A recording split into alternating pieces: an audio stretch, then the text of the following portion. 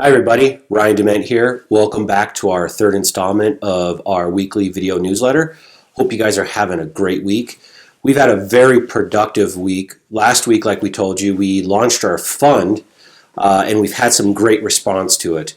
We've had 4 or 5 investors come in and looks like we're going to probably close out 3 of those this week and potentially a 4th one next week, so we're looking forward to that. This week in our newsletter, we talked about market trends. And the trends that I'm starting to see is quite startling. Whether you're a house flipper, buy and hold, or you're buying notes like us, you've got to pay attention to the trends, because if you don't, it'll get you in trouble. And one of the things I'm starting to see in the month of March, 33% of newly originated mortgages were ARMs. So they were either a 3-year, 5-year, or 7-year ARMs. What does that say about it? Actually making a change. And it looks like it's becoming more and more competitive on a daily basis. Individuals, home buyers are trying to get into houses that they couldn't get into before. And now to them to be competitive, they're getting into an ARM. And that ARM potentially can get them in trouble in the near future. So what does that look like for you and for me as investors? I'm hoping this is not a signal that the market is going to start going the opposite direction, but I'm afraid that there's some of those indicators are there. With that being said, we're very cautious on what we actually get into, and that brings me into the second point. When you're buying property, whether you're flipping it or buy and hold, what happens if your local market is actually exhausted? What happens when you're starting to pay 70, 80, 90 cents on the dollar for houses and then your inventory is drying up? Where do you go?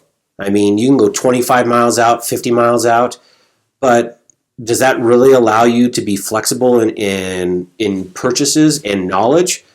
Probably not. Note investing, on the other hand, you could do that in all 50 states remotely, because we're not having to worry about rehabbing the house. We're not worried about tenants. We're not worried about issues that come up with the house. We're the lender. And when you become the lender, you have some flexibility.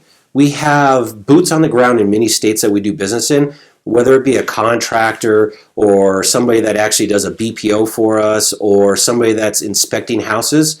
That's all great, and those are the same type of individuals that you probably have as a house flipper.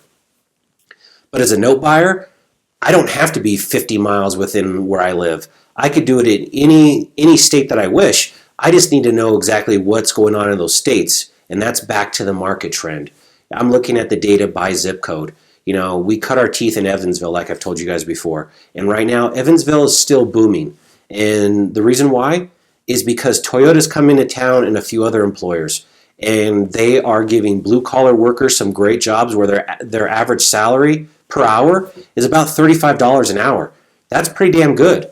Well, when you have an average house price of about $40,000 and you've got a job that's paying almost $50,000, that's a good margin. Well, we could find houses that are inexpensive there, whether it be through non-performing notes or people looking to sell their houses or even tax options. We have the ability to go out there, find the house, put it in the right place, potentially have to do some fix-up on it, and then after that, we sell it. We put it on owner financing, and that's a great deal. I mean, here you go again. I don't have to worry about the upkeep of the house now. The actual homeowner does. They have to worry about the insurance. They have to worry about the upkeep on the house. If the heater goes out, the air conditioning goes out, they've got to take care of all that. That's where owner financing comes into play, and it's a great option. It's a great alternative to house flipping. So this week, wanted to recap market trends. We're seeing some cracks in the market. There's some changes going on. Keep an eye out for some additional videos from me. I'll be talking about a couple articles that I found this week that I'd like to discuss. But the biggest thing is, be open to look at areas outside of your local market today. And it doesn't have to be in house flipping or in actually buy and holds. You can actually do note investing. You could do owner financing. Either one works, where you don't have to be local to know exactly what's going on. You pay attention to the details, you pay attention to the data, you know exactly where to buy, you know exactly what to bid on, you know exactly what to pay for. It's that simple. I'll see you guys next week. I look forward to talking to you guys. Feel free to reach out to me at any time. Please subscribe to our channel if you like the video. Have a great day.